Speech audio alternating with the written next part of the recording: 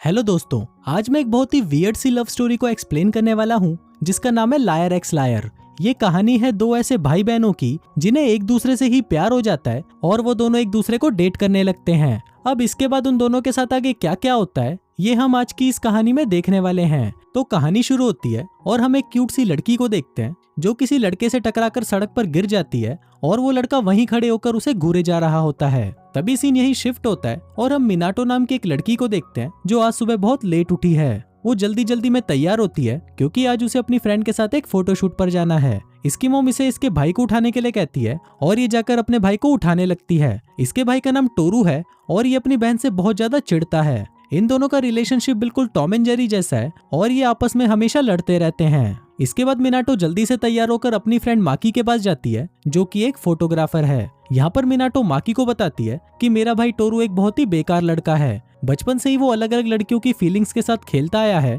जिसके बाद वो लड़कियां मेरे पास आकर उसका बदला मुझसे लेती हैं और स्कूल से लेकर कॉलेज तक उसकी सभी हरकतों की सजा मुझे मिलती आ रही है। अब यहाँ पर हम देखते हैं कि बाकी लड़कियों की तरह ही माकी भी टोरू को बहुत पसंद करती है। इसके बाद माकी टोरू को एक स्कूल यूनिफॉर्म पहनाकर और उसका लुक चेंज करके उसे एक मॉडल बनाती है, जिसके बाद वो दोनों बाहर जाकर फोटोशूट करने लगते हैं। तभी फोटोशूट के दौरान माकी को लगता है कि फोटोज में कुछ कमी आ रही है, इसलिए वो पास की शॉप से कुछ खरीदने चली जाती है। यहाँ पर मिनाटो भी उसके पीछे जाने लगती है, लेकिन तभी वो एक लड़के से टकराकर नीचे गिर जाती है। फिर वो देखती है कि ये लड़का तो टोरू है और ये वही सीन है जहाँ से हमारी कहानी की शुरुआत हुई थी। यहाँ पर टोरू इसे पहचान जाता है और कहता है कि तुम यहाँ पर क्या कर रही हो और तुमने स्कूल यूनिफॉर्म क्यों पहनी है। लेकिन तभी मिनाटो उसे झूठ बोल देती है कि मैं वो नहीं हूँ जो तुम मुझे समझ रहे हो। मेरा नाम मीना है और मैं एक हाई स्कूल स्टूडेंट हूँ। अब ये देखकर टोरू खुश हो जाता है और उसे अपना नंबर देकर दोबारा मिलने के लिए बोलता है। इसके बाद लंच करते हुए टोरू माकी को बताती है कि देखो मेरा भाई कितना बड़ा हरामी है,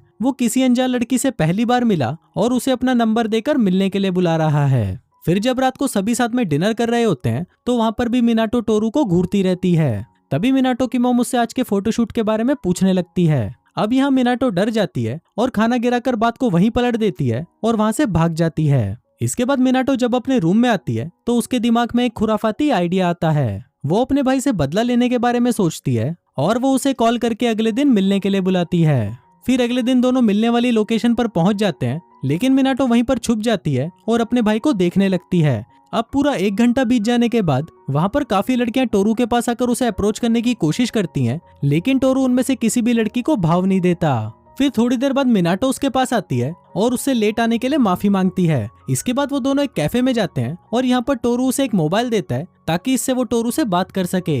अब इसके बाद से ये दोनों रेगुलरली मिलने लगते हैं और साथ में डेट पर भी जाते हैं। फिर एक दिन अचानक टोरू उसे प्रपोज कर देता है, लेकिन मिनाटो से मना कर देती है और कहती है कि तुम तो लड़कियों की फीलिंग्स के साथ खेलते हो, तो मैं तुम्हारे साथ रिलेशनशिप में कैसे आ सकती हूँ।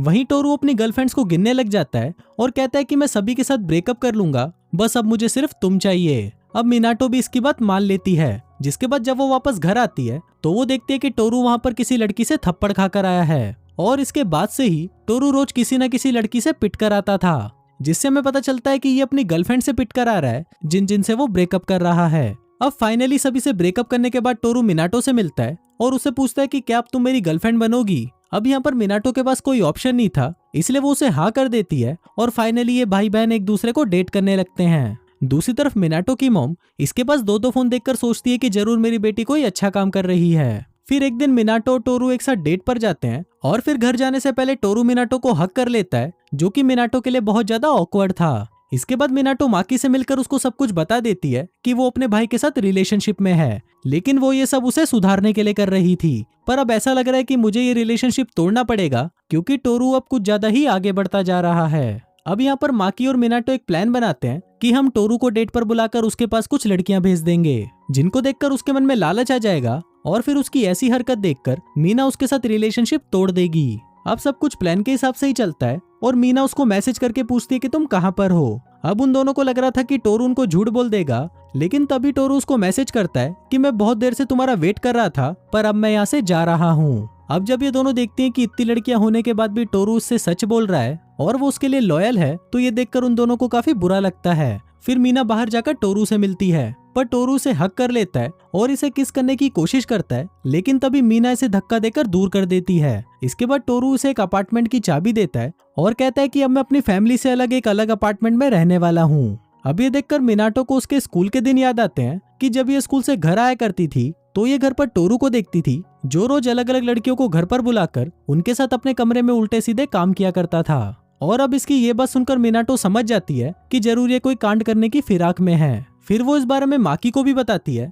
जिस पर माकी उसे बोलती है कि इससे पहले कि वो तुम्हारे साथ कुछ उल्टा सीधा करे तुम उसके साथ ब्रेकअप कर लो। फिर अगले दिन मीना टोरू के अपार्टमेंट में पहुंच जाती है और उससे ये बोलकर ब्रेकअप कर लेती है कि अब मेरी फैमिली कहीं और शिफ्ट हो रही है तो आज के बाद हम मिल नहीं पाएंगे। अब ये सुनकर बेचारे टोरू का तो दिल टूट जाता है और मीना को भी यहाँ पर अच्छा नहीं लगता कि वो अपने भाई का दिल तोड़ रही है, लेकिन उसके पास इसके अलावा कोई ऑप्शन भी नहीं था।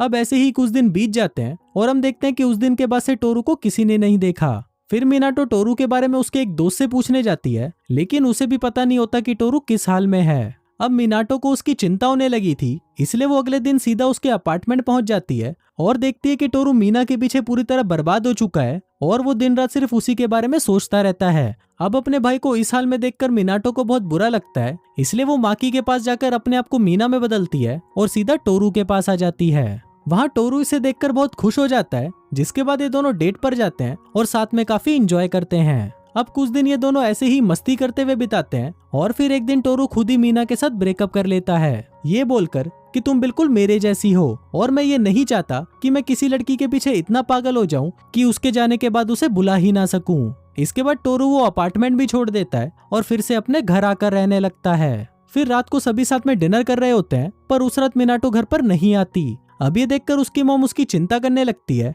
और कहती है कि पता नहीं ये लड़की आजकल क्या कर रही है और वो दिन भर दो फोन लेकर घूमती रहती है। अब ये सुनते ही टोरू को कुछ अजीब लगता है और फिर वो ऊपर उसके रूम के पास जाकर मीना वाले नंबर पर कॉल करता है। तभी मिनाटो के रूम में से फोन बजने लग जाता है, जिसको देखकर टोरू समझ जाता है कि मीना और मिनाटो एक ही हैं। फिर अगली सुबह मिनाटो को देखते हैं, जो कि टोरू से मिलने जा रही थी क्योंकि अब वो उसे सब कुछ सच बताना चाहती थी, लेकिन तभी वो रास्ते में किसी से टकराकर गिर जाती है और वो और कोई नहीं बल्कि टोरू ही होता है। तभी मिनाटो की नजर उस फोन पर पड़ती है जो कि टोरू ने उसे दिया था और ये देखकर मिनाटो समझ जाती है कि इसे सब कुछ पता चल चुका है। इसके बाद वो दोनों अकेले में जाकर बात करने लगते हैं, जहाँ पर मिनाटो टोरू से माफी मांगती है और कहती है कि मैंने सिर्फ ऐसा इसलिए किया था क्योंकि मैं तुम्हें सबक सिखाना चाहती थी कि लड़कियों के दिल के साथ खेलकर कैसा लगता है। लेकिन तभी टोरू से बताता है कि मुझे शुरू से ही पता था कि तुम मीना नहीं मिनाटो हो और मैं तुम्हें बचपन से ही प्यार करता हूँ। तभी कहानी फ्लैशबैक में जाती है और हम देखते हैं कि जब ये दोनों छोटे थे तो टोरू के फादर मिनाटो की मॉम से एक स्कूल में मिले थे। यहाँ पर टोरू को मिनाटो से पहली नजर में ही प्यार हो गया था, लेकिन जब उसे पता चला कि उसके डैड मिनाटो की मॉम से शादी करने वाले हैं तो 3 साल की उम्र में ही इसका दिल टूट गया था, क्योंकि अब से ये दोनों भाई बहन बन जाएंगे और अब ये मिनाटो से शादी नहीं कर पाएगा। और इसी के गुस्से की वजह से वो सभी लड़कियों के दिल के साथ खेलता था। इसके अलावा टोरू किंडरगार्टन से लेकर कॉलेज तक हर जगह उसके साथ ही रहता था ताकि वो मिनाटो का ख्याल रख सके। अब सारी बातें क्लियर होने के बाद ये दोनों वहीं जाते हैं जहाँ पर ये दोनों पहली बार मिले थे और यहाँ पर ये दोनों किस करते हैं। अब ये दोनों एक साथ बहुत खुश थे, जिसके बाद ये दोनों हमेशा हमेशा के लिए साथ में रहने का डिसाइड करते हैं, मतलब शादी कर लेते हैं। और इसी के साथ ही ये अजीबोगरीब फिल्म यहीं खत्म हो जाती है।